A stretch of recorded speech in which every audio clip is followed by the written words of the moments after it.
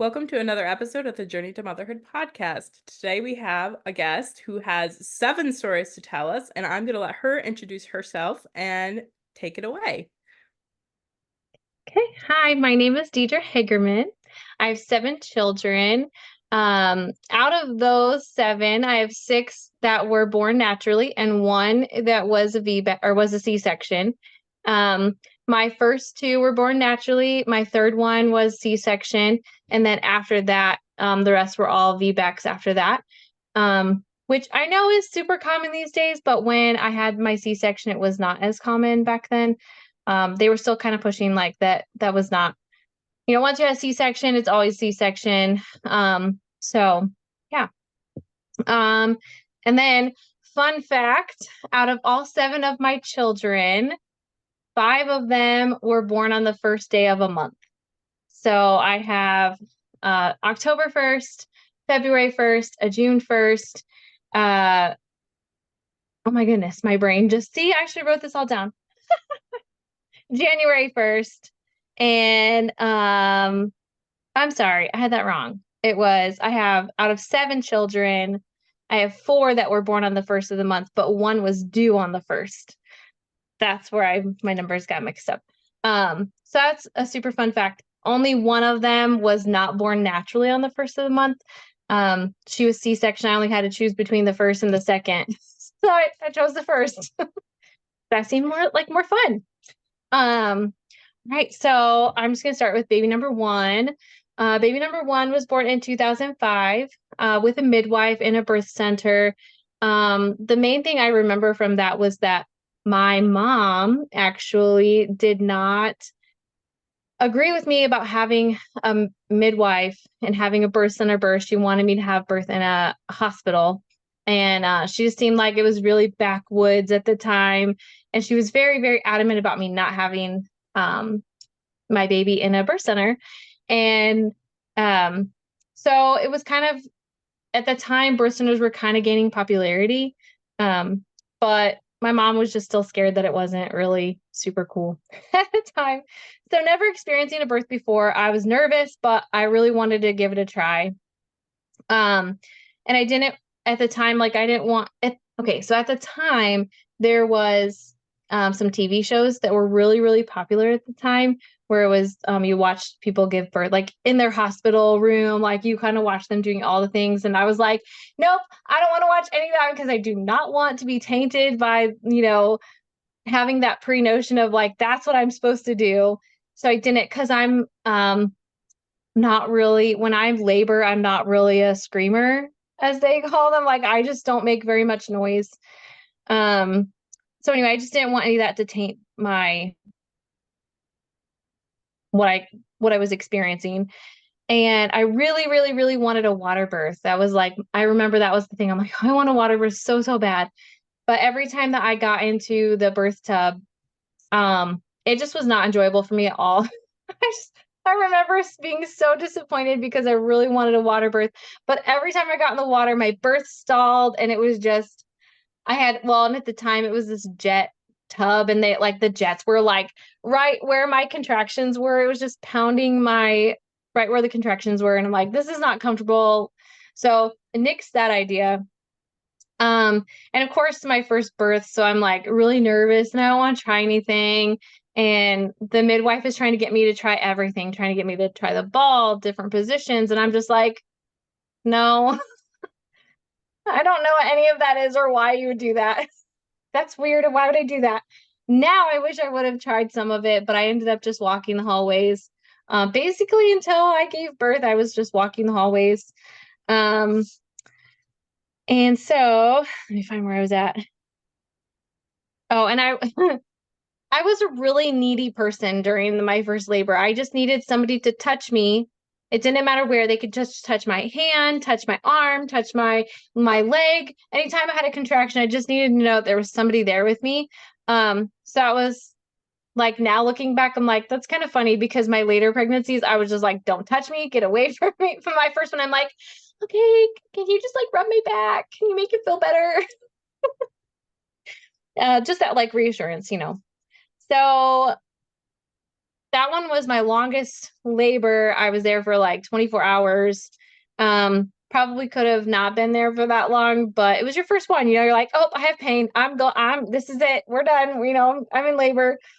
24 hours later. Um, yeah, that was a long one. So I had my first baby boy on October 1st, 2005.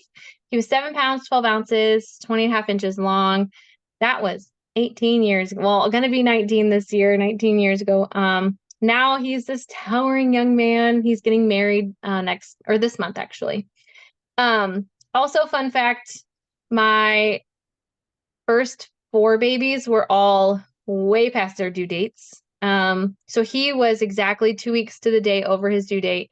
I was actually scheduled to have an induction the day he was born. So he was like, never mind, I'll just come on my own now. So then baby number 2 was with the same midwife. For this one, once I went into labor, I'm like, nope, I'm just going to wait it out at home for as long as I can. So labor started at 6 in the morning. And because I remember it woke me up and I thought, oh no, like, oh, okay, this isn't going away. So just kind of, had a little toddler at the time. So just kind of going about your day and doing your things. And around 11 o'clock was when I finally decided, okay, I guess it's time we should probably go. But my husband was supposed to be helping his brother that day, of course. And he just got to the job site and I called him and I said, I think we need to go. And so he said, well, you get to the birth center and you call me and tell me what they say. So we get to the birth center and we're just kind of, just letting things progress and just letting things go. She didn't check me yet. Well, then she finally said, I'm going to check you because you seem like you're moving a little further along. So she checked me and I was 8 centimeters. So then she's like, you better call your husband and tell him to get here now. So we called him and he was like, okay. But we waited to break my water and because I must create really, really thick, whatever it's called, sacks, because they never break. I've never had one break on its own. So at 8 centimeters, she broke my water. And then after he got there, it was not even an hour and baby was born. The one thing that I do remember from that was I was just trying to make it through the contractions and I didn't realize it, but my legs were shaking. Like I was shaking my leg. And I remember my husband's like, is she okay? Why is she doing that? And my midwife was like, no, no, no. She's just trying to get through the pain. Like she's fine.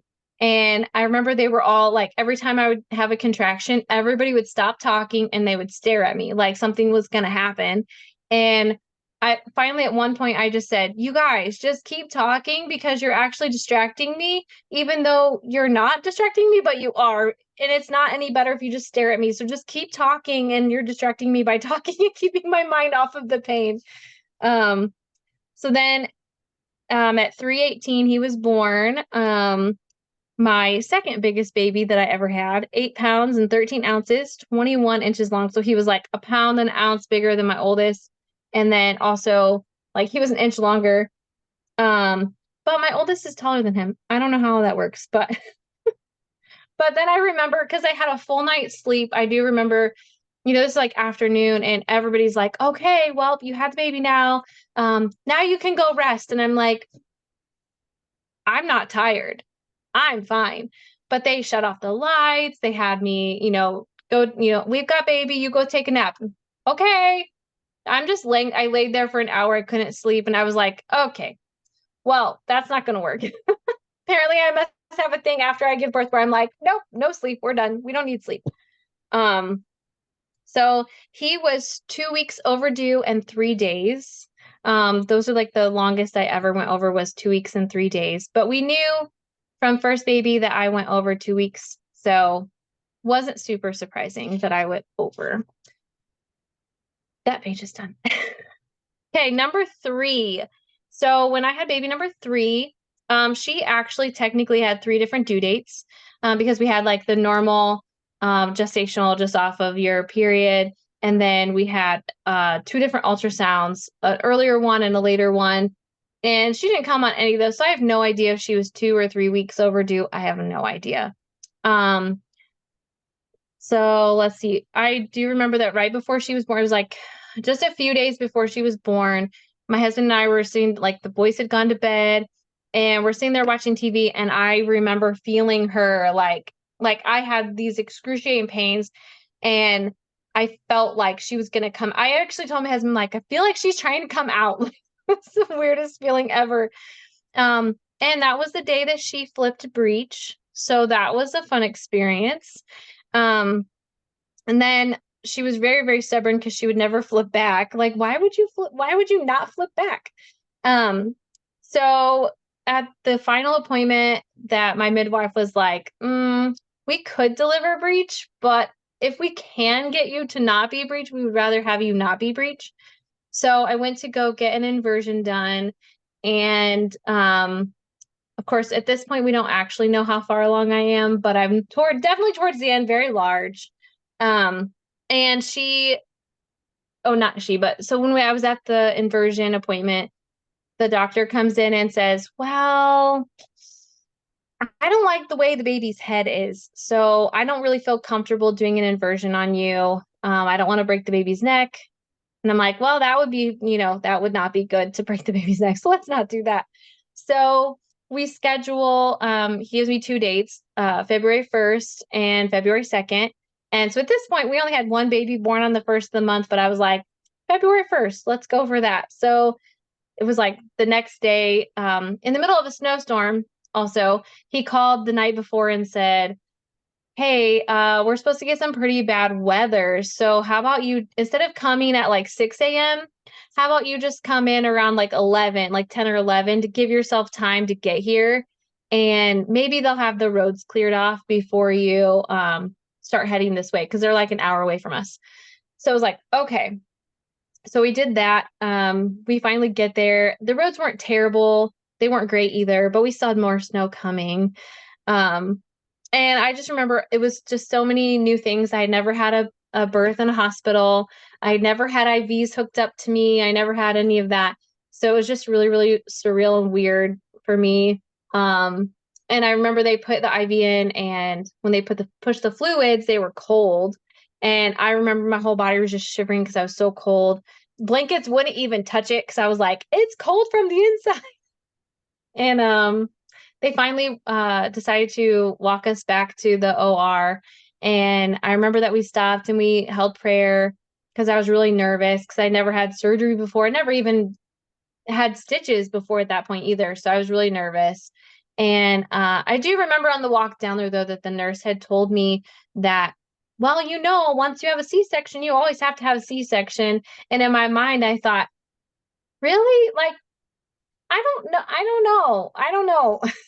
Because at this point, I didn't know a lot about VBACs and all of that. But at the time, I just thought, well, I had to naturally. And the only reason why we're here is because she's breech and she's not coming out. So I don't know why I would have to have another C-section for any future babies. But I was just, okay, shook my head and went on. So they, do the whole thing. They give me the epidural, lay me down, all the things. And then it was a really surreal, weird experience because you could feel all of the tugging and moving, but you can't feel anything outside of that. So you like in your mind, what's happening. But at the time, also they had just the plain like curtains, you couldn't see through them. Now they have some of that stuff where you can kind of watch some of it. I don't know why you'd want to watch some of it, but you can watch some of it. And so it was just strange to feel all the tugging and all the moving but not feel it, it was kind of weird. And finally she was born. And also at this point, we didn't know that she was actually a girl yet. So we had 2 boys. It was most likely we thought it was a girl, but we weren't sure. And even the day before when we had the inversion appointment, we had ultrasound. She had her little legs like crossed right in front, so you couldn't see it at all if she was a boy or a girl. And so of course everyone was so excited because that was going to be our first girl. But it was like, oh, I was trying not to get too excited because I didn't want to have like that gender disappointment of like, oh, it's going to be a girl. And then it's not a girl. And I didn't want to have that if it was a boy, I didn't want to have that for the boy. Like, I didn't want to do that, you know? So then as I'm laying there and they pop the baby's head up over the curtain, like very quickly, I don't even really remember seeing her face because it was that quick. And then they rushed her off to the little table and got her all cleaned up. And dad went over there with her. And actually he asked me, he goes, do you want me to stay with you or do you want me to go with baby? I said, go with baby. And so then I'm sitting there and I'm like, the doctor and the nurse are having this conversation and the anesthesiologist is beside of me, but they're like talking about some golf thing. It was really weird to me because I'm like, why would you talk about that in the middle of this? Like, I don't understand. And then all of a sudden I said, oh, well, is it a boy or a girl?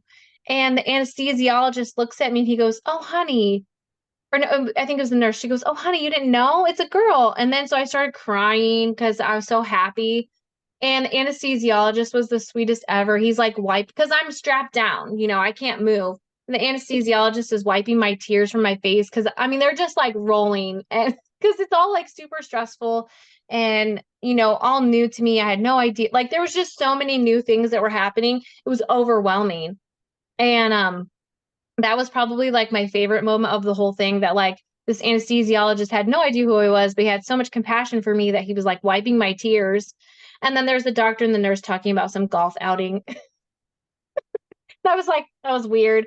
But then and I don't think it's a thing anymore, but at the time I remember my husband, they gave baby to husband. He walks out with her like to the next, you know, the recovery room and then they whisk her off and do some more things for her. And then it was just weird because I'm like, okay, well, I just had a baby. I haven't actually seen my baby. Okay, this is because I'm used to baby's born, they lay baby on your chest, you get to spend that time. And I didn't have any of that with her. It was really hard. And then so like probably 45 minutes after she's born, I finally get to hold her. And she's just screaming her head off because I'm thinking, she's mad. You just ripped her out of her warm, cozy home. She's probably hungry. I don't even know. Like it's all so new to her too.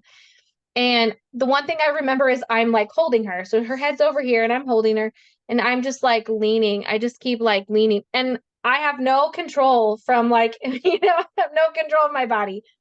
And I end up like sideways in the bed.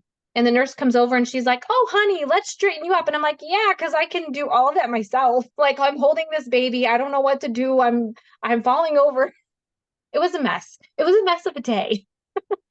But we had our first family photo with her taking, you know, just my husband and I and her taken. We had our little caps on still, and it's one of my favorite photos. Even though like I'm crying, she's crying. It was a mess of a day. And then we ended up getting stuck there at the hospital because of the snowstorm. We were in like a level 4 emergency, so nobody was allowed to leave. I think we had the same nurses for like 2 days. Those poor nurses, I felt bad for them. Um, so it was fun. It was fun to get to recover from a C-section without having to take care of the other two babies. And then also because it got really quiet because it was like we were fine.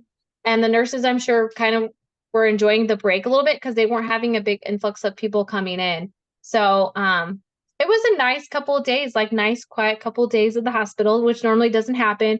But then you could tell the moment that like everything opened back up because then that's when you started seeing all the people again. You know, you had 10 people coming in your room asking you if you want to do this or want to do that. And so it was a surreal experience for that to be like, oh, the world's opened back up again. Then we got to go home and the boys, of course, they loved their little sister and everybody kept asking if they want to give her away and they'd say, nope. I'm sure they would give her away now. She's 13 now. I'm sure they'd give her away now. Just gonna check my notes, see where I'm at here. Because I just talked about all of that. Oh, another thing that I do remember when they were, so I'm laying down, I'm all strapped down, and they were cleaning me up, and I'm sure they were getting me all sewed back up. I remember they did lower the curtain, and my leg, I didn't know it was my leg, but I saw this like weird shaped thing that they were moving around, and I thought, well, that's really weird. What are they moving around? And then when they set it down, I'm like, oh, that's my leg. That's really, really strange to see them like moving my body and I can't feel it at all. That was really, really strange.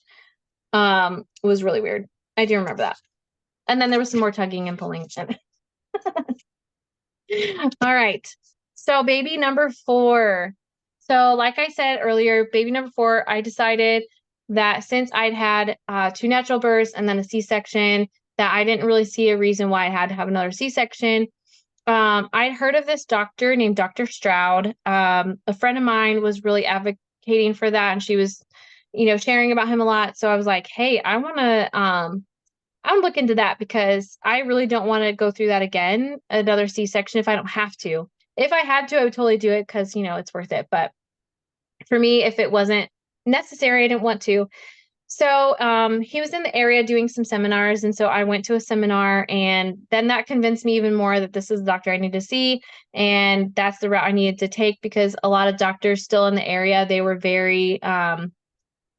they were still pushing like for C-sections and all that. So after I went to this mom's group and got to hear him talk, and then I'm like, okay.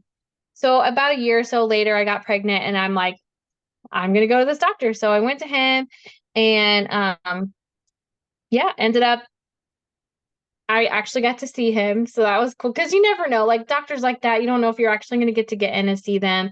And he didn't have his own practice yet at the time. He was still working for Parkview. So at the time, he was there and I went to see him there. And it was always him. I saw him every single appointment, except for there was a few where I saw other people, but it was usually him because it was his, it wasn't his practice or anything.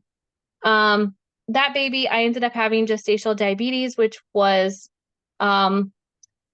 it was okay because it was controlled with diet, so I didn't have to do the shots or anything like that. It was just different. It was different to have the extra testing and extra, all that stuff. But it wasn't terrible. It did teach me a lot about like pairing your foods properly. So it wasn't bad. It was fine. I wouldn't want to do the shots, but I understand if you have to. It's not fun. A friend of mine also, she had to do the shots, so I get it. Um, let's see. So okay, so 2 weeks after my due date, 2 weeks and 3 days, I finally go into labor with this 4th baby. And I just tried to wait it out as long as possible before going to the hospital because from previous experiences, I was like, I don't want to just sit there and wait around. So waited as long as possible until finally it was like, okay, we should go. So I get there and which we were about 45 minutes from the hospital. So we get there and I'm like 4 centimeters, I'm not super far, but not like nothing. So I remember they were like, well, we're just gonna, keep an eye on you for a little bit. And then they finally admitted us, and I'm just coping and doing all the things, like nervous because you have to sign this paper that says that if you do have a rupture, like the hospital and the doctors, they're not liable for that. So that was kind of scary to think like that might happen. I just remember being apprehensive about that and thinking, oh no, what if this does happen to me? What if I'm that percent that happens to me? And I know it'd be fine because I'm at the hospital, so like they can handle it, they can take care of it. But it was just all those nerves going into it. When I called Dr. Stroud, he was not in town. He was a couple hours away. So that was kind of nerve-wracking because I thought, oh no, this whole time, I wanted to have him as my doctor. I wanted him so that I could definitely for sure have this feedback and nobody could talk me out of it, you know? Um, and so I remember he told me that at the time they were changing a few policies, and at first we didn't have to have an IV placed in. But then, like a week before I had my number 4 baby, they were like, you're gonna have to do it now. So, okay, fine. At first we were like, no, I'm not doing it. And then I'm like, you know what, let's just do it. It's fine. Because what if by chance they were to have to take me quickly to surgery or something? I did have a rupture. They would already have access and it would, it'd be fine. So I get to about 6 centimeters, and I remember when that shifted because my husband and my mother-in-law, they were with me the whole time, and they decided they were hungry and they were going to go for dinner. And I, of course, said, yes, please go eat. I need you guys to be like on your game. Of course, while they were gone was when I transitioned and went above 6 centimeters, and I was like dying by myself. I remember calling my husband, like, you have to get back here now. I can't do this by myself. Um, and then I ended up, all the rest of the babies, I had never had any pain medicine, obviously, besides C-section baby. And because of that weakness of like that hour, I was like, give me something. And they gave me like Tylenol 3 or something. Like, it doesn't even do anything really for the pain, but I think in my mind, it was like, this is going to be better. Not going to be as painful. Um, so there's a story for that part. So that's why I said that. So anyway, then it gets down to it. Dr. Stroud finally makes it back like 8 o'clock or so. And then, they come and check me and I'm like 8 centimeters. She's like, okay, we're almost there. I'm just going to keep letting you do your thing and just let me know when you feel like you got to push. Okay. So a little bit later, then I'm like, okay, nope, we're good. We got to push now. This is it. And I did really appreciate the fact that there wasn't somebody sitting there telling me when to push, that he just kind of let the labor happen naturally on its own and just waited for your body to tell you when to push instead of trying to tell you, okay, you're 8 centimeters. It's time to push now. That was one thing that I really, really did appreciate about him, was that he just let your body do what it's supposed to do. And yeah, I think I only pushed like 3 or 4 times and baby was born. And it was probably the most peaceful, beautiful experience, because in a way it's unfair, because I feel like with my baby number 3, the C-section baby, it was so traumatic that anything probably would have been peaceful at that point. But just all around, it was a really great experience coming out of that. It was a great experience to have that VBAC. The very first one, and it was peaceful and great. And even though it was in the hospital, it was still really good. And then right after he was born, he was maybe 12 hours old, and he wasn't pooping. And then he started throwing up green, like, I don't even know, like mucus, but it was like really dark green, like almost black. And it was really scary. They ended up ushering him away to the NICU. And I was really scared because I never had a baby ever have to go to NICU ever. So ended up just being a meconium plug, and all is well. It was fine. Within 12 hours, he passed it. Everything was fine. But it was a really scary start. And there was a few people who thought that maybe because I had gone over my due date, that's why that happened. I don't know that that's why that happened. And then a nurse came down and was like, "Did you take any medication while you were in labor?" And I was like, "I took Tylenol 3." Like, I now know that that was just a precautionary question they probably have to ask, but it did freak me out at the time, thinking like, oh no, I did this to my baby, like in that moment. But I know in the end, it had nothing to do with it. It was just happens sometimes. But it was kind of a blessing too, because then after he passed the meconium plug, he actually ended up having reflux really bad. So we were able to get him some medicine and just do all the things to help him, like instead of laying him flat, laying him up after he eats, and helping him that way instead of just suffering through it. So it all ended up being fine in the end. 3 days later, we went home, and yeah, he was 8 pounds even, and he was born on June 1st. He's my June 1st baby. So that was baby number 4. Okay. Oh, and everybody else. So I was the one that had labored like all day, right? And then at like 1 a.m, I am wide-eyed. I cannot go to sleep. I'm tired, but I can't sleep. I have baby Jonah asleep. I've got my mother-in-law asleep and my husband. Everybody's asleep but me. And I'm like, okay. So see, it must be a thing for me. After I give birth, it's go time. There's no time for sleep now. Who needs sleep? Preparing you for the rest. All right. And then, so baby number 5, I went to the same doctor so I went to Dr. Stroud again, because he was very pro VBAC, and I knew that I was also still not going to get talked out of it. At this time, he actually had his own practice called What's it called? I'll, hmm. Wow. Is this what podcasts do to you? You just forget. Yeah, Uh, that's okay. That's okay. I can put it in the show notes if you want to text it to me after. okay. I remember what the birth center is called. It's called Holy Birth Family, but that's not what it's called. Hmm. I'm very sorry. That's okay. It happens. Yeah. Anyway, so he had his own practice. Dr. Stroud had his own practice now at this point in Fort Wayne. And so it was nice to get to go there.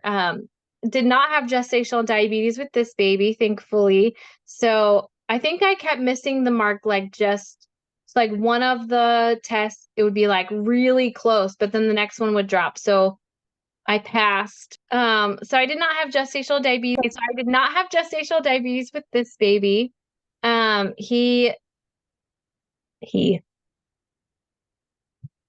sorry, my husband is really okay.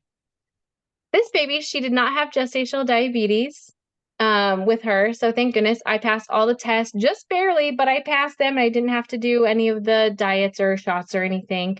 Um, other than that, it was a very, I mean, now I say it was a very uneventful not labor, but a very uneventful pregnancy time. Until I was 35 weeks pregnant. When I was 35 weeks pregnant, I was getting out of the shower with her. And when I was pregnant, I was 35 weeks pregnant, getting out of the shower. I fell into the shower and I broke my arm. Just lost my balance. And I think I tried to catch myself, and that's, the belly hit the arm and it broke. That was a very traumatic experience. Thankfully, baby was fine. That was my biggest worry. I was afraid, like, I knew I fell into the tub and not like on the tub, like on the side. So, and that was a blessing that, everything was fine with that, but I couldn't move my arm. That was fun. Um, so I got to the hospital, and the hospital that we had gone to was like, yeah, it's definitely, well, first of all, when they were taking the x-rays, the x-ray lady was not being very nice to me. I was very pregnant, and she was like, so it's like broke, and she's trying to get me to move my arm in the certain ways they want you to have your arm to take the pictures on the x-ray. And I couldn't do it. Like, she wanted it to be straight, and my arm wouldn't move straight because it was broke. It was literally broke. And then the bone had shoved in between the two bones, so it wasn't straightening. And I think after she had finally seen, because I had it, it was probably at like a not quite a 45-degree angle, but I had it as straight as I could without like just absolute bawling. And so finally she was like, okay, I don't know if the doctor will approve of that, but I guess we'll just have to take it. Well, after she took the picture, then she decided to have a nicer tone with me, and she was very nice to me after that, because I think she realized I tried my hardest to straighten it as hard as I could. And so after that, the doctor there at the hospital was like, I could do surgery on you, but I'm not going to touch you because you're pregnant. So they sent me to Fort Wayne, and yeah, I had surgery. I remember thinking like, oh, I can't wait for surgery. It's going to feel so much better after surgery. It did in a way, because every time that I breathed or coughed or moved, it didn't hurt, but it still hurt a lot after that. And then it was like, everybody's asking all the questions, well, how are you going to give birth to a baby with a broken arm? And how are you going to take care of a baby with a broken arm? And I was like, I don't know. God's got me. I don't know how or why, but it'll all work out. I'm sure it'll be fine. We'll figure a way. Everybody does it. Maybe not breaking your arm at 35 weeks pregnant, um, but after that experience, I realized, like, why aren't there more pregnant women out there with broken bones? Because we can fall so easily, and our bones are more brittle when you're pregnant. So anyhow, it all ends up being fine. I was maybe 2 weeks out from surgery, and they had taken the sling and everything off, and I was supposed to start moving it. So by the time I had her 6 weeks later, I was able to start moving my arm. I think I did put something on just so that nobody would like grab it, because it was really sore. So I was hoping that nobody would grab my arm, like, trying to help you along in labor, like grab your arm. So I did have something there so they wouldn't touch my arm. But if I ended up, I can't remember if I actually used it in labor. I feel like at one point I did and it didn't hurt. So maybe I still used it like to grab on my leg or something. Maybe the pain that I was experiencing superseded the arm pain. I don't. So it all ended up being fine. And then even taking care of baby, because baby was so little, like she was 8 pounds or 7 pounds and 15 ounces. So not quite 8 pounds yet. So she was little and it all ended up being fine. Yeah, I think the only struggle I had was I'm a photographer and I decided even after I broke my arm, I'm gonna take newborn pictures of this baby. I'm gonna do it. Yeah, no, I wish I never would have said that. I wish I would just hired it out. So after that, I've hired it out after that because it was not a fun experience. Newborn baby, really sore arm, trying to do all the things. It was not a great experience. So I recommend just hire the photographer. Just do it.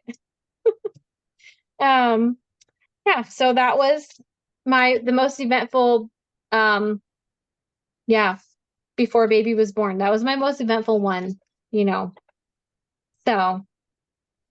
So that baby, baby number 5, she was only 1 week over her due date. So that was my first baby that was not 2 weeks plus over the due date. It was only 1 week. So that was different. I also had my 6-year-old. She was my oldest girl, my next oldest girl, and she was, of course, like baby, baby, baby sister. So she was super helpful. And then my oldest was 12 at the time, so he was super helpful. So that helped with the arm. But she was born 2 days after Thanksgiving on November 25th, 2017. I remember that when I was in labor with her, though, I did love the ball. I think that was the first time that I really used the ball, and I like the whole entire labor, I was on the ball the whole time. And I was like upset when they made me move off the ball and get into bed. I was like, do I have to? Can I just go right here? I like the ball, okay? They wouldn't let me do that. I think because I'm like high risk now, who's high risk? I don't know. Apparently I am. All right. Now, baby number 6. We were very, very excited for this little one, of course. I usually don't get morning sickness. With any of them, I don't normally get morning sickness. With this one was the same. And okay, so baby number 6, we were very excited for this little one. I usually don't get morning sickness. With any of them. With this one was the same. I didn't get any morning sickness, but I always get heartburn. Like that's my telltale sign I know I'm pregnant. I get heartburn when I eat like chicken, just like fried chicken or pizza. I get heartburn. I'm like, oh, pregnant. So that was same with this one. But then a few days before the first appointment, I remember telling my husband that I don't feel pregnant anymore. It was a really weird feeling. But I just dismissed it and we just kept going. And the appointment came along and I do remember that evening the battery in my phone like blew up and the whole phone was like swollen. And it was really weird. I do think it was God's plan for that to happen because of what was to come the next day. I'm probably gonna cry. So the next day the appointment came along and we went into the appointment all excited and they do the ultrasound and I heard the words, there's no heartbeat. So we had a consult and actually, so I was supposed to have an appointment with Dr. Stroud that day, which the way that his practice is set up now, you rotate through the midwives. And so just by chance, I was already going to be seeing him that day. And I think it was a blessing and it was meant to be. So we had our consult with Dr. Stroud. At the time, my husband was traveling a lot for work. So we had made the really hard decision of having a D&C instead of just passing naturally because he was leaving in 2 days. And I didn't want to do this by myself. So we just went ahead and scheduled for a D&C. So the next day, I think it was the next day. So we're there, we're all set up and ready to go. Dr. Stroud comes in. And of course I'm feeling really conflicted. Like maybe this is not real. Like this isn't really happening. I'd never had this before.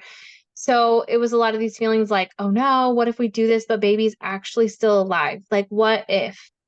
So I asked Dr. Stroud if we could just see on the ultrasound one more time. So he willingly obliged, and I just thank him so much for that. He didn't have to do that. They will in this, the machine, and they do all things and like, see, look, there is no heartbeat there. There's nothing moving. There's no, we cannot pick up anything. So it definitely was like, okay, all right. So we did this. He prayed with us. We, went back and did all the things. And I just remember going home, and it was all just really surreal and really strange. But I went home and I just remember laying in bed, and I just remember everything just felt so empty. Like it was because I like to lay on my belly when I sleep, and I could feel it was strange because I could feel that there was something there. And then the next, that day when I went home, I remember laying down because it was like, okay, go home and get some rest. Don't, go sleep, all the things. So I tried to do that, but I couldn't sleep because when I would lay on my tummy, I was like, I can lay on my tummy now. I don't have to be worried about, oh, in a couple months, I can't do this anymore. I have to lay on my side now, and it was just a really empty feeling, and it was really hard.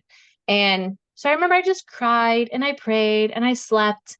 And I had this really long post on Facebook that if you want, I can send it to you later. But I had this really long post, and it was like, you know, just like the tomb was empty.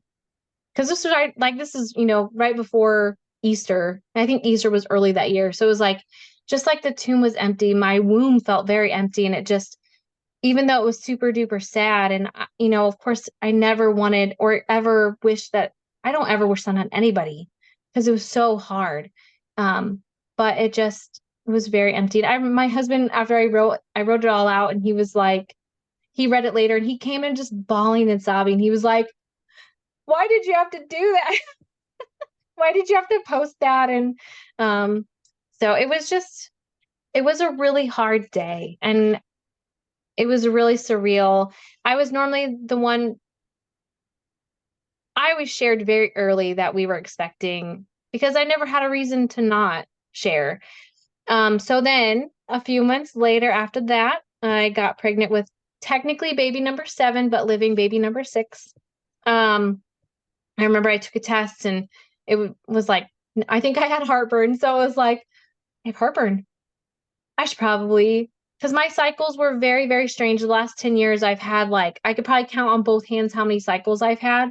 So it was always like, am I not? I don't know. So I got a positive pregnancy test, and that also felt very surreal because then you're thinking like there's this false sense of, am I going to lose this one too? So it took a really long time. I mean, I think we only told like really close family. We didn't tell just anybody and everybody. So that was also very hard because because I lost Dr. Stroud's office, what they do is they test your progesterone levels and like your blood, they test your blood a lot to make sure that everything's going well. And so I remember that it was just hard because I was afraid I was going to lose this one too. And so they checked my progesterone levels, and they were very low. So they didn't just do the suppositories. I actually had to do the shots. I think we did it twice a week. So it was not fun. I don't wish those on anybody. They're not fun at all. I always called my butt, but it was like the side. It was kind of like the side of your butt, but it was hard because you could always tell which side you did because you always had to sit to the side and then sit to the other side for next week. So I had to do those shots all the way through until I was about 35 or 37 weeks when they determined the baby's like full term. So I do the shots all the way through. My levels were never they never got to where they were supposed to be. So I do remember it was really strange to be like, twice a week, we're doing these shots. And then all of a sudden it was just like, okay, you're done. And you're like, what? You mean I don't have to take the shots anymore? Are you serious? Like, I'm just going to spontaneously combust now, right? Like, I'm just going to have a baby right now. No, we didn't. We didn't have a baby right now. So she was due Christmas Eve of that year. And then I ended up going into labor. It was New Year's Eve. My husband does fireworks. So New Year's Eve, well, at midnight on New Year's Day, we shoot off fireworks. And so it's a big deal with the kids, we do all things. And then, okay, everybody's going to bed. And I'm like, okay, well, we might be going to the hospital soon. And they're like, no, we're not. You're just saying that. Yeah, well, by 5 a.m, we were headed to the hospital. I wasn't kidding. You'd think they'd start listening to me after this many, right? No. So we get to the hospital. I'm like 5 or 6 centimeters. I'm not very far. But we're hopeful that it would be quick because it's baby number 6. But labor kept stalling out because I had loved the ball on the previous baby. So it was like, okay, we're just going to go straight for the ball this time. But every time I'd get on the ball, labor would stall out. And so I think at one point the nurse came in and she's like, can you find something else to be on to the ball? But I like the ball. But every time I would get on, like, I don't know if it was just that her head was so low. I don't know what it was, but apparently she didn't like the ball. I liked the ball. She didn't. So it kept stalling out. And at one point it stalled out so long that they were actually considering either giving me Pitocin or sending me home because I was only like 6 or 7 centimeters and labor had just stalled for like an hour. So they decided to do one last push and not push, but, so they did the magic bean. And so I remember they were like, it's going to be super uncomfortable, but it's going to work. It works every time. And I'm like, okay, fine. Like, I just want to get this over with. So we do the magic bean and yeah, lo and behold, literally just 2 or 3 pushes. And I think we did the magic bean and it wasn't even 30 minutes and we had a baby. It was really crazy. But she was born January 1st. So she was a New Year's Day baby. But she was not born, she wasn't the first one born because she wasn't born until 5:36 that evening. And she was 1 week overdue. So now on to baby number 8. Baby number 8, but living baby number 7. So I had to do shots with him as well. My numbers weren't quite as low as they were with baby number 7, baby number 6. And but it just felt like a really long pregnancy because we had to do all this extra testing. At this point, I'm 39 now. So I was 37. So I'm geriatric, which I remember the midwife told me, like, don't listen to that. You're not actually old. You're just old in labor and delivery standards. But you're not actually old. And I was like, well, thank you for that.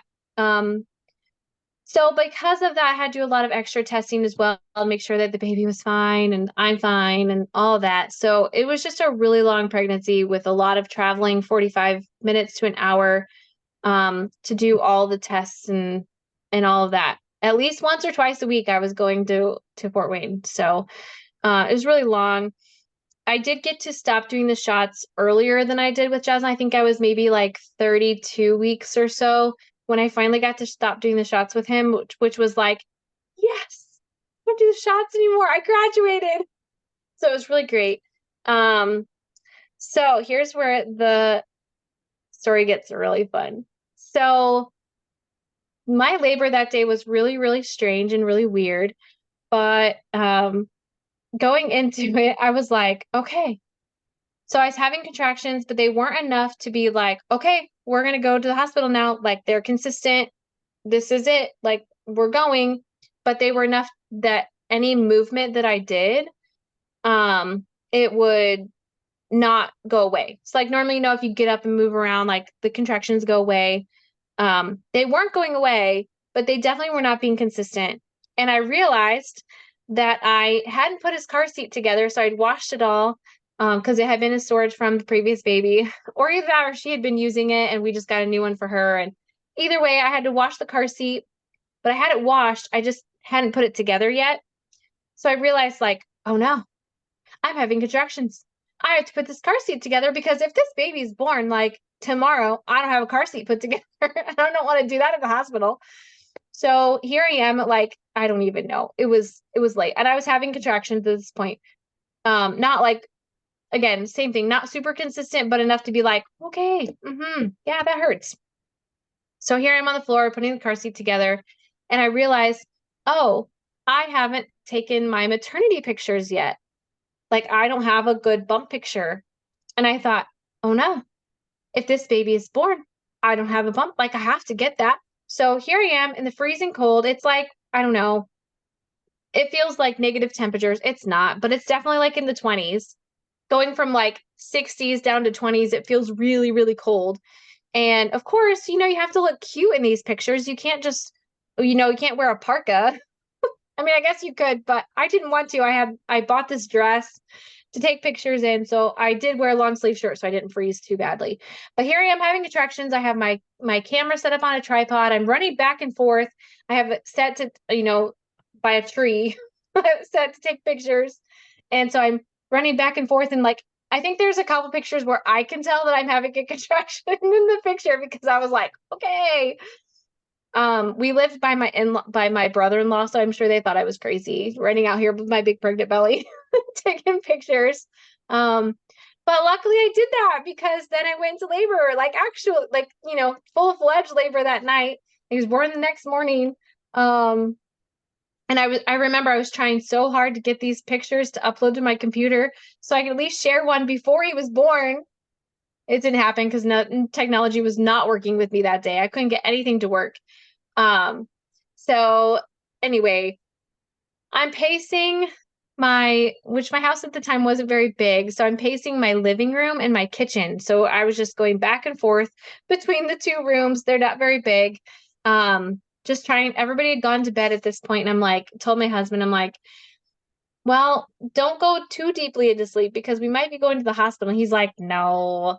Again, they don't listen, And so I'm pacing, pacing, pacing, pacing. I'm watching a movie. I crochet as well. So I'm crocheting a blanket, trying to like take my mind off of it.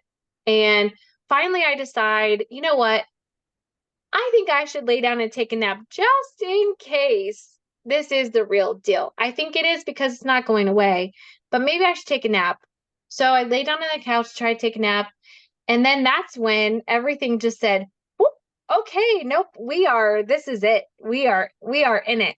And they were really, really close together, closer than they'd ever been. And like I said, it had been weird all day. So I called the doctor, Dr. Shaw's office, and the nurse that I talked to was like, well, this is baby number 7 for you. And if you think that this is it, then we're going to believe you. And I think you should go ahead and come in.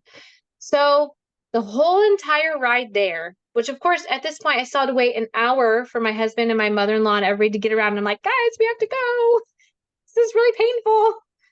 And it was a really hard drive there because at this point, the whole time I had been pacing or I'd been bouncing on a ball. So to just sit stagnant in a car, I was like, okay, nope, this hurts a lot. So we get there. I wanted to just walk in, but they insisted they had to wheel me in. And I was like, I can walk, really. I've been pacing my whole house. I can walk, I promise. They wouldn't let me. So I get up there and I'm just, I'm swaying back and forth because like this is close, right? And I have no idea at this point how far I am. And so she goes, well, let's just check you, see where we're at. I was 8 centimeters. And I was the only person there. The whole entire like labor and delivery floor goes crazy. So they literally just get me across to the room, right across the hallway. And they're like, everybody's like, okay. They're like throwing stuff in the room because they think like this is going to happen like right now. Well, I don't know if between all of that, my body was like, never mind. Y'all are ready. No, we're not ready now. So 3 hours later, they thought for sure that we were like, this was it. But I think also part of it is I was constantly moving. And then when they forced me over into that room, then they were like, okay, you have to lay in the bed now. And at this point, I was getting really tired too, because I hadn't had a nap yet and I hadn't slept all day or the night before. And so I think it just, it was just that like I'd been moving and then I stopped moving. And then my body was like, nope, we need to move. So I wish I would have listened to my body in that and just spoke up and said, I need to be moving. but I didn't. So I'm laying there, and at one point I did actually think, like, is this all like not pinch me? Is this a dream? Are we really here and doing this? Because it just felt like things just stalled off to nothing. And so then finally they ended up giving me the magic bean again because I was like, can we do something? Obviously it was very painful because I did have a point, and I know you have this point in every single labor where you're like, I can't do this. I can't go on anymore.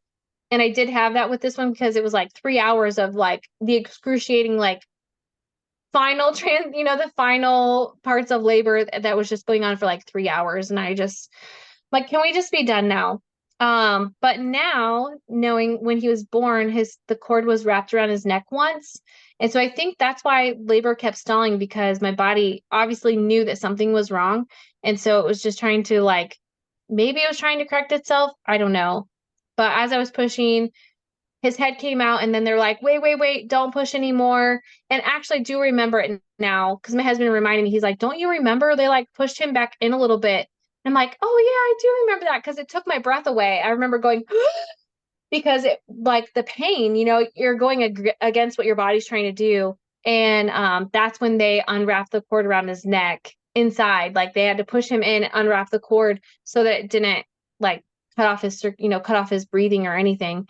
And then he just came out, just he came out right after that. He was my biggest baby ever. He was 9 pounds, 12 ounces. Um, yeah, and everybody kept asking me, everybody asks, how are you feeling? And I'd always say, this kid is heavy. Like he was heavy on my bones. I remember that. And so I wasn't surprised when he was almost 10 pounds. I'm like, I'm not surprised because I told you guys he was heavy. He was a heavy, heavy kid. But he was also the very first baby that did not go a week over his due date. He only went 3 days. 3 days. He was his due date was October 31st and he was born November 3rd. So it was real that was also really strange to not have a week to 2 weeks over my due dates. It was nice. I got a taste of like what people that have their babies closer to their due dates feels like instead of waiting a whole another week or two later. Yeah, that's it. That's all of them, I think. I love your stories. They're great. You have like the highs that are amazing and wonderful, and then you have those terrible lows that are not so great, but then they kind of all ended up balancing out, and it's crazy. Crazy It journey is. into motherhood. Absolutely. And it's so weird to think like to kind of group them all together. It's kind of interesting because, you think back in 2005 compared to 2021, like just the vast changes between just between all of that and how much society has changed. Just all the Yeah. different things, Yeah. So Um, different. they That's are. that's yeah, there's got to be big differences in just how they even handle your medical care and everything. Oh, yes. Yep, for I am sure. actually really impressed that your doctors let you, I say let's because you're allowed to do what you want, but I'm really surprised that they let you go so late. Like that's unheard of in this area. Yeah. Well, so obviously the first two were midwife, and since I'd already gone, I did have a scheduled induction. So if I didn't have baby when I did, I would have been induced. And then so because of that, like midwife was like, "Hey, well, you already went 2 weeks the last time, so your body obviously must just operate differently than most normal people." Um, Yeah. so the same thing, I think with the girls, I say the girls. So with baby number 5 and 6, they also were because they were only a week over. And so Dr. Stroud also knew. It actually was surprising that Dr. Stroud did let me go over with Mhm. Jonah, baby number 4, that VBAC baby. Because yeah, since it was a VBAC, I am surprised now that he did. I don't. Maybe he was trying to just see how it would play out. Yeah. Because then, with one of my last babies, one of the doctors that he had hired in, I wasn't even. I think I was on my due date, and I hadn't even gone over yet. And she was like, well, let's schedule an induction. And I was like, Yeah. can we not schedule an induction? Yeah. Like, can we wait until we're at least a week out? Wait Yeah. until like the week mark? Cause I go over and then they were only born a week over. So, but usually Dr. Shaw didn't really push if I went over, he didn't really push it. Some of the other people would, but, if I just tell, I just told them my history, like I go over my due dates, it's just, I must, they always say there's that, you have your due date and everybody ovulates differently. So that's why they give like a Right. 2 week window. They're supposed to give a 2 week window before and after, but they Hmm. usually don't really let you go after. It's Yeah. usually the before. They're like, before, yay. After, no, No. Yeah. no, no. I did have to do a lot of stress tests because they just wanted to make sure Yeah. that everything was. I usually pass with flying colors. They let me leave early because they were like, you don't have to stay for the whole hour. Yeah. If baby's doing fine, there's no need, right? Yeah, they'd be like, you're good. You can get out of here. Like, so I had to drive an hour for just to stay here for 20 minutes and you would tell me everything's fine. Okay. But it's a good thing that it was fine though. So Yes. that's good in the end. Yes. Because I think the last baby number 6, I had to have like, even though he was only 3 days over, I think I had to end up doing like 3 or 4 stress tests Oh, because that's a I was lot. geriatric. Yeah. And I was like, My earliest baby was also 3 days late, and I was in complete denial. I was like, absolutely not. I had another week to go. Like, what is this? I know. That's why I kept going. When I was having those contractions before, I just kept thinking, this isn't, no, it's only I 3. know. We still have like, we still have a couple days. We still have Yeah, time. we got time. And babies are like, I we're know, baby's coming like, now. I know. I think my little Judah, he was probably like, if you let me stay in here any longer, you're not going to be able to deliver me because I'm chunky. I'm a chunky baby. He was a chunky baby. And I love that you knew that he was heavy too. I had two babies that were bigger babies, not as big as yours. My biggest one was 9 pounds, 3 ounces, and then I had an 8 pound, 7 ounce one. And those two babies, even the 8 pound one, I knew was gonna be bigger than my other kids. So I Yes. can only imagine how closer to 10 pounds feels. Yes. And I remember I was afraid that last one, I forgot to mention that on the way to the hospital when my husband's like, they're just gonna send us home. Or this isn't real. It's not the real thing. And the whole way there, I'm thinking, are we going to make it to the hospital? Because the Oh pain was man. so like it felt like I mean, I was 8 centimeters, so I was towards the Yeah. end. And a friend of mine had just delivered her baby in the car a week prior. Oh, wouldn't that have been funny? And Been like so matchy birth stories. Look at us. I know. Because she was at our homeschool co-op, just she was having contractions, just talking to us like normal. And at one point, a friend of mine, she looked at her and she goes, "Are you okay?" And she's like, "Yeah, I'm fine." Later, we find out she was not fine. It She was was not having fine. contractions and she didn't make it to the hospital. Oh Her my husband delivered the goodness. baby in the car on the side of the road. Oh And I my was like, goodness. that's going to be us if you don't get to the hospital now. Yeah. I feel like at that point I would be like, nope, I'm staying home. I'm not leaving. I'm not making that car ride and not in transition. Yes. Yes. Well, for her, they actually ended up, she didn't have to pay for delivery because her husband delivered the baby. So they just had to pay for Right? that, like the aftercare once they got to the hospital. Like, so they just had to, like, I don't even think they stayed a whole night. They just stayed for a Yeah. couple of hours and did all the, they checked them all out and sent them on their way. I Yeah. was like, that's brilliant. Yeah. That's one thing that I like about home birth when you have a baby at home. The midwives, they'll stay there for a couple of hours, then they leave and they'll come back the next morning and check on you Yeah. guys.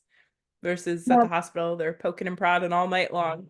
I know. I really wanted to have a home birth, but at the time my husband was like, no. We just didn't have our house wasn't like super great, so he was afraid of like having all these people in our house and so then I'm not sure. Do you live in Indiana?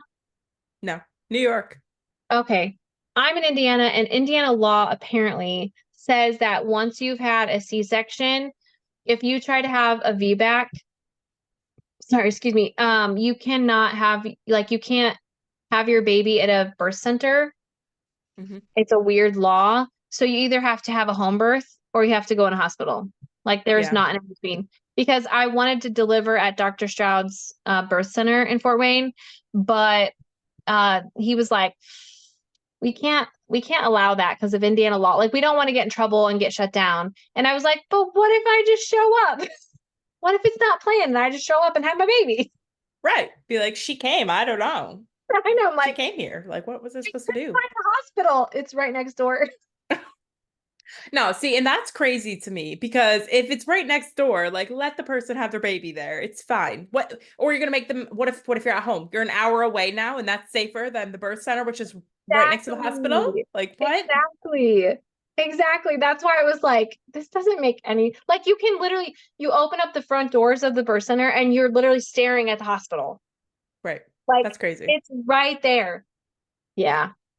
But a lot of people in the Fort Wayne community have been very welcoming and open to the birth center there, but then there's a lot of people who have not been like a lot of the other doctors have not been kind. So that's I'm sure not easy Yeah. because you've got the community rallying behind you, but then the medical field is like, no, no, no, no, no, wait, wait, wait. We don't want that here. Yeah. So, Yeah, yeah, there's a lot of stuff going on in the medical field and in obstetrics here too. It's yeah. crazy. I'm glad you got your VBAC though. Around here, Me that's hard. too. Yes. I think, because it also depends on your story. So, unlike the reason why Yeah. you had to have a C-section. And I think that was what was important for that. And it's important to note because for sure, like if you didn't have, say your first baby was a C-section and it was an emergency C-section because I don't know, maybe the baby's head was too big and when you just couldn't give birth to the baby, like it just wasn't going to be physically possible, then a VBAC might not be possible. But if you've already, that's the thing, if you've already given birth naturally, then you already know you're going to be able to do it. Right. Right. So Yeah. don't let the medical field tell you that you can't just because they don't want you to. Yeah. And that's why I say I don't So, like the term let you because you're allowed to make your own decisions for yes, yourself and your baby, yes, contrary to what the doctors might tell you, like that nurse who told you once a C-section, always a C-section. Gosh, if yes. you had listened to her, Ugh. I would have probably stories would be wouldn't very have this different. many babies because I think they only let you. I Yeah. think they only let you have like three, or they don't let you have very many C-sections. Yeah, they try to say no more. Yeah, they try to like, because they don't It's want to major just, surgery. yeah, they just, and that's another weird thing. Like here you have this major surgery and then they just shove you on your way. Like you didn't just have major abdominal surgery. That was another thing that was really surreal to me because um I never had surgery before in my life. And so then I'm thinking, well, do I have to do anything? And they're like, nope, just keep it dry. And you're like, Okay, that's it. Really? I don't have to do anything else. Nope. I don't have to like massage it or like my scar on my arm, you have to like you're supposed to massage it and do exercises. Yeah, you don't do any of that for abdominal surgery. Nope, nothing. I think that they're just uneducated in that. I think that there actually is benefits to that, but they don't know because they haven't been Yeah, taught that. And there's right. a lot of like natural people out there who talk about that kind of stuff. And if they could like Yes, connect, our healthcare system would be totally different. absolutely. Gosh, we Absolutely. could probably prevent a lot of these C-sections. Absolutely. Well, and that's so Dr. Stroud's wife, here's the cool thing. So he is a doctor, but he has this practice, where he does they do OB and gyno and they do all of it. But then his wife on the side, she is a midwife. So she has this whole like they have this whole side of all these midwives. And so when I talked to her, I think it was the first baby that I had at their center, um, well, with their center, because I had it at the hospital. But I remember telling her just how powerful it was when Dr. Stroud let me, and I said, let me, I said, Dr. Stroud he just let me labor just as my body naturally just all the things. He didn't tell me what to do. He didn't tell me how to do anything. He let me do and be how I wanted to do. Mm-hmm. And she goes, "Do you hear yourself?" And I said, "No." She goes, "You said that he let you." Mm-hmm. And I was like, "Oh, yeah, he let me." She goes, "That's how it should always be. Every woman Yes. should let her body Yes. naturally. Your body knows what to do." So when in society did the medical field start to tell you how to give birth? You know, when your body, I mean, God created our bodies just wonderfully, and women have been giving birth for ever. Yes, exactly. They And didn't now we have have all these this stuff doctors. They're to want to trying to tell tell you you how how to to do do it. it. Yes. Exactly. I love Wild. that. And that's pretty cool that they have their own like midwifery team going on over there. That's Yes. got to be super empowering for a lot of people. Oh, it is. It sure is. I just, so I told Dr. Stroud that I would love to be a part of that if they ever needed me to back them, or, needed like people to back them up behind that. Um, because in order to get Indiana to change their laws, where, especially if I can understand your first feedback, definitely, maybe, stay close to the hospital or whatever. But outside of that, I'm like, if you ever need any help, I am right here. I will stand behind you, because to those of us who had more than one VBAC, it's not fair. It's not fair that I have to either have a home birth or, like, there's no other options. It's either hospital or Yeah. home birth. And my husband wasn't comfortable with a home birth. I would have loved to have had a home birth. He wasn't comfortable with it. So I was stuck with the hospital. Yeah. And so it would be really cool if Indiana could change their laws in order to let women, who've had VBACs have another baby wherever they want. They're free to Yeah. have them wherever.